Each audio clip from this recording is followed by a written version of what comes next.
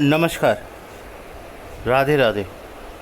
सबसे पहले देखिए, हम जब भी किसी पाम का एनालिसिस करते हैं तो पाम का जो स्ट्रक्चर होता है वो काफ़ी इम्पोर्टेंट होता है, और पाम की जो स्किन होता है उसका जो टेक्सचर होता है, साथ में placement of fingers and thumb, it is very important.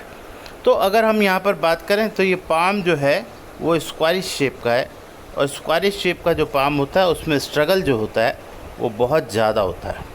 और स्ट्रगल का जो परिणाम होता है, यानी स्ट्रगल होना कोई बुरी बात नहीं है, लेकिन प्रॉब्लम ये है कि स्ट्रगल करने के बाद यदि व्यक्ति को उसका परिणाम अच्छा प्राप्त हो जाए तो निश्चित तौर पर उसे फ़ायदा होता है।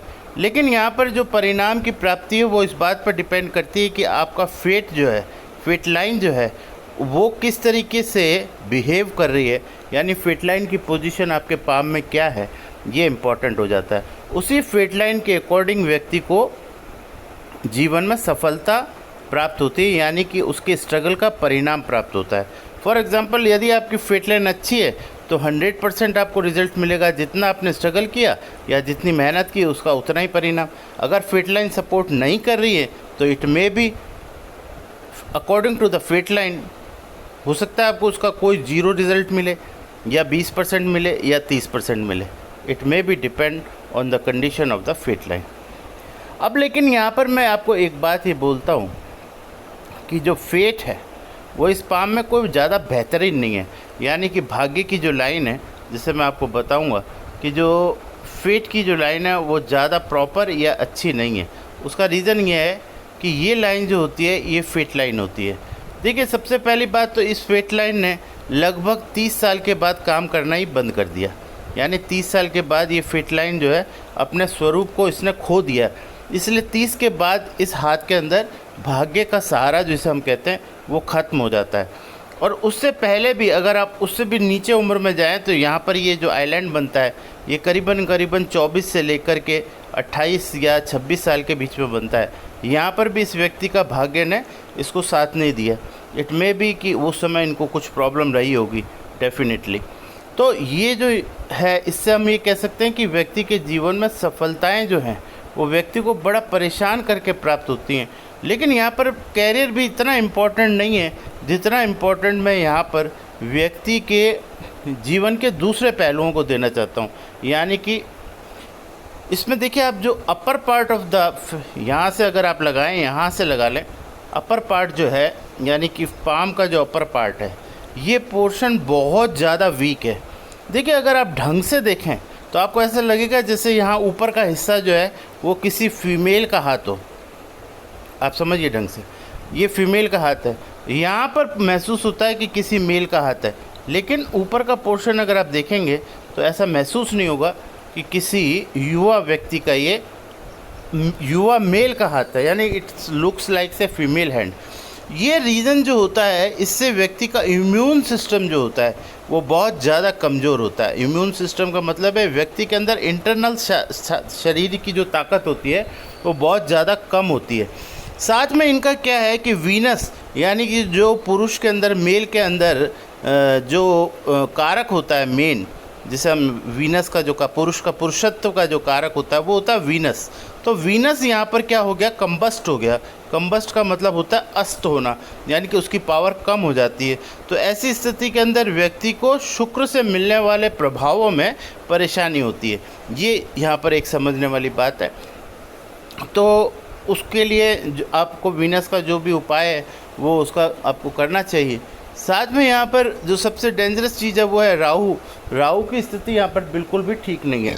राहु यहाँ पर अगर हम देखें तो हॉरोस्कोप के हिसाब से 8th हाउस में है। राहु का अष्टम हो जाना ही अपने आप में ठीक नहीं माना जाता, क्योंकि उसकी सीधी दृष्टि जो है वो आपके 2nd हाउस यानी आपकी फैमिली के ऊपर पड़ती है। और फैमिली में बाय डिफ़ॉल्ट यहाँ पर एक प्रॉब्लम और हो गई कि यहाँ पर भाग्य और विवाह का जो मालिक है, यानी कि मैरिज हाउस का जो स्वामी है, वो यहाँ पर बैठा हुआ है, और यहाँ से राहु की दृष्टि उस पर पड़ने से एक गुरु चंडाल योग का निर्माण हो गया। तो गुरु चंडाल योग का मतलब होता है कि फैमिली के अंदर अस्त व्यस्त हो जाना, यानी कि फैमिली काफ़ी डिस्टर्ब हो जाती है।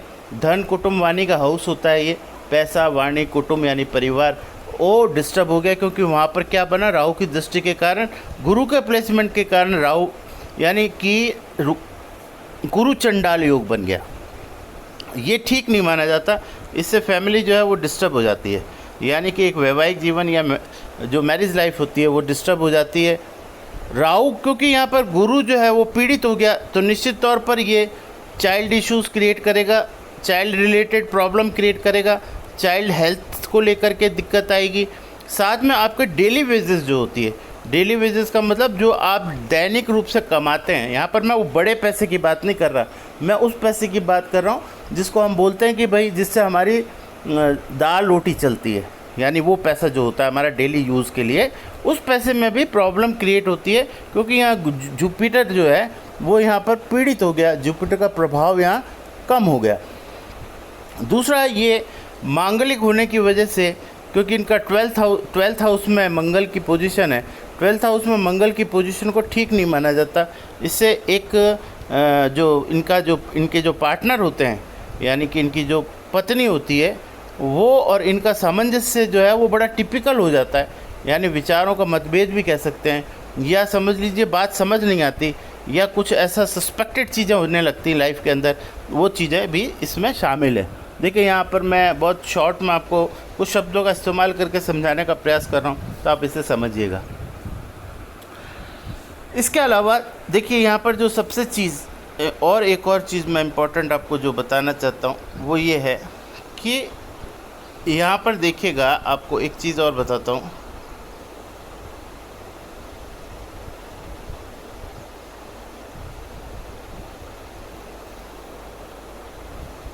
अब देखिए ये लाइफ लाइन है। अब आप देखेंगे कि इनके हाथ में जो लाइंस हैं वो इतने डार्क नहीं है, ख़ास तौर से लाइफ लाइन तो बहुत ज़्यादा हल्की है। तो ये व्यक्ति की इम्यूनिटी को दिखाती है, यानी व्यक्ति अंदर से कमज़ोर होता है, यानी कि व्यक्ति को ये प्रॉब्लम क्रिएट होती है कि व्यक्ति उतना उत्साहित नहीं होता अपने जीवन को लेके, यानी जीवन में उसके एक्साइटमेंट की कमी होती है, यानी व्यक्ति जीवन के प्रतिदिन जो है एक व्यक्ति उत्साह के साथ जीता है, तो वो उत्साह इनका कम हो जाता है। दूसरी चीज़ ये कि देखिए उम्र के हिसाब से देखें तो उम्र अभी जैसे मान लीजिए 1990 का बर्थ है तो 33 साल उम्र बनती है। 33 साल के हिसाब से अगर हम देखें तो व्यक्ति यहाँ पर चल रहा है। अब यहाँ पर देखें तो इसके नीचे आपको एक आइलैंड दिखाई देगा। अगर आपको मैं दोबारा से यहाँ पर दिखाने का प्रयास करता हूँ जूम करके कि ये आइलैंड इनका कहाँ बन रहा है, तो देखिए यहाँ पर अब अगर आप देखेंगे कि यहाँ से लेके ये जो पोर्शन है इतना, यहाँ पर अगर आप लाइफ लाइन को देखेंगे कि वो लाइफ लाइन आपके उसका रंग गहरा हो गया, वो फैल गई, स्प्रेड हो गई, और लाइफ लाइन का स्प्रेड होना, और साथ में उसी समय में जैसे मान लीजिए 21, यहाँ 42, और यहाँ पर आप बीच में आ जाइए, this is the middle of age 30। अब आप यहाँ पर भी गौर कीजिए तो आपको लगेगा कि ये जो माइंड लाइन है यहाँ पर डिस्ट्रक्टिव है, यहाँ पर छोटे छोटे आइलैंड की चेन बन रही है, यानी इस पोर्शन के अंदर। इसका मतलब ये हुआ कि इतने जो लाइफ के अंदर इनका जो टाइम है, उस टाइम के अंदर इनको लगातार ये एक मानसिक चिंता से ग्रसित रहते हैं। मे बी कि ये व्यक्ति अपने आप को एक्सप्रेस नहीं कर पाता हो, लेकिन ऐसी स्थिति में इस व्यक्ति के दिमाग के अंदर कुछ ना कुछ ऐसी चीज़ ज़रूर चलती है जिसकी वजह से ये चिंतित रहता है व्यक्ति, और वो चिंता इसका कारक बन जाती है। उसका सबसे बड़ा एग्जाम्पल यहाँ चंद्रमा की स्थिति देखिए। यहाँ पर मून जो है नीचे डिफ्लेक्टेड हो रहा है, और चंद्रमा का डिफ्लेक्टेड होना ही इस बात का इंडिकेशन है कि व्यक्ति बहुत ज़्यादा कई बार एंजाइटी का शिकार भी रहता है। इंटरनल एंजाइटी रहती है, उसको एक घबराहट और एक बेचैनी रहती है, उसकी स्थिरता नहीं रहती। अगर आप ढंग से उस व्यक्ति पे गौर करेंगे, ऐसे व्यक्ति पे, तो आपको लगेगा कि जैसे कोई इसके अंदर एक बेचैनी है। कई बार इनको थोड़ा सा आप एक्साइटमेंट करें तो आप देखेंगे कि इनके हाथ कांपने लगते हैं। ऐसे लोगों के हाथ कांपने लग जाते हैं, शिवरिंग रहती है हैंड्स में। तो ये रीज़न होता है इनके इंटरनल इन डिसबैलेंस का रीज़न होता है। ये मतलब ये समझने का आप कोशिश कीजिए। तो बात इस तरीके से है। तो यहाँ पर जो इनका ये जो राहु का क्षेत्र है, ये राहु बहुत ज़्यादा इनके लिए नुकसानदेह है, क्योंकि राहु का 8th हाउस में बैठ जाना रिजल्ट अच्छे नहीं देता। तो आपको सबसे पहले इसमें बहुत आवश्यक जो चीज़ है वो है, you have to the balance the energy of Rahu and the Venus. ये दो प्लैनेट इनके ऐसे हैं जिनको आपको ठीक करना बहुत आवश्यक है, क्योंकि आप राहु को ठीक करेंगे तो आपका जुपिटर ऑलरेडी ठीक हो जाएगा, शुक्र को ठीक करेंगे तो जो जो इसका प्लेसमेंट 5th हाउस में है, तो वो 5th house is the house of child, तो आपको उससे संबंधित प्रॉब्लम्स कम होंगी। उसके अलावा आपकी लाइफ में जो कैरियर है वो अच्छा है, लेकिन राहु का प्रभाव और फेट लाइन का प्रभाव थोड़ा सा आपको उसमें कमज़ोरी लेके आता है। आपका जो सबसे बड़ी चीज़ ये है कि इसमें इनका जो लग्न का हाउस, जिसे हम लग्नेश कहते हैं, यानी कि व्यक्ति के खुद का जो पर्सनैलिटी होती है या खुद की जो उसका जो मालिक है, वो मालिक जो बुध है, इनका मरकरी है, वो भी कंबस्ट हो गया। कंबस्ट मतलब अस्त हो गया। तो यानी क्या हुआ कि दो महत्वपूर्ण प्लैनेट जिसे हम कहते हैं शुक्र और बुध, बुध मतलब बुद्धि, शुक्र मतलब व्यक्ति का पुरुषत्व, ये सारी चीज़ें जो व्यक्ति के अंदर एक पावर होती है एक पुरुष के लिए, वो माइनस हो गई। माइनस का मतलब वो अस्त हो गई। उसका प्रभाव व्यक्ति के जीवन पर डेफिनेटली पड़ता है।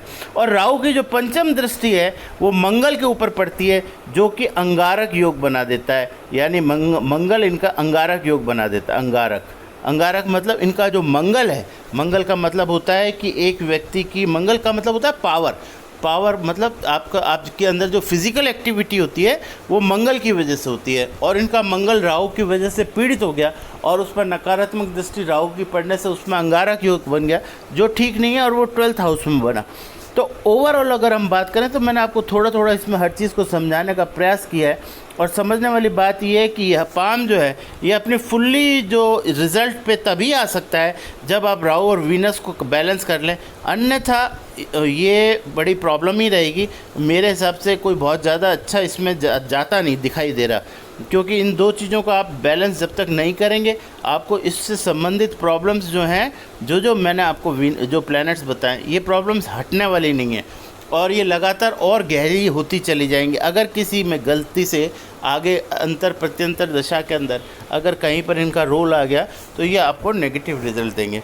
तो यहाँ पर देखिए, समझने के लिए ये सफिशेंट है कि आपको इसका करना क्या करना, हमें यही है कि इसके राहु और वीनस का उपाय आप करें।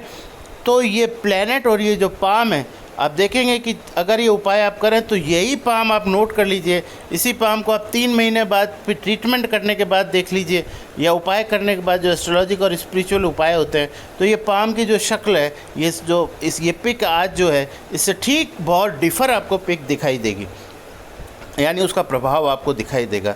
अभी यहाँ पर ये जो पाम है, इसको हम लोग कहते हैं कि it is the fish kind of palm. Fish का मतलब ये है कि अगर ऐसे व्यक्तियों से आप हाथ मिलाएं, जैसे हम शेक हैंड करते हैं, हाथ मिलाएं तो आपको ऐसा लगेगा, हाथ मिलाए कर आंख बंद करें तो आपको लगेगा जैसे कोई आपने मछली को पकड़ा हुआ हो। जैसे मछली को हम पकड़ते हैं ना, तो वो फीलिंग आएगी आपको। अगर ऐसी फीलिंग आती है तो दिस इज़ नॉट गुड, और ये जो चीज़ है यहाँ पर समझने वाली। तो थैंक यू वेरी मच। मैंने अपनी तरफ से कोशिश की कि आपको छोटी बड़ी बात को भी छोटा और बहुत आसान तरीके से आपको समझाने का प्रयास किया।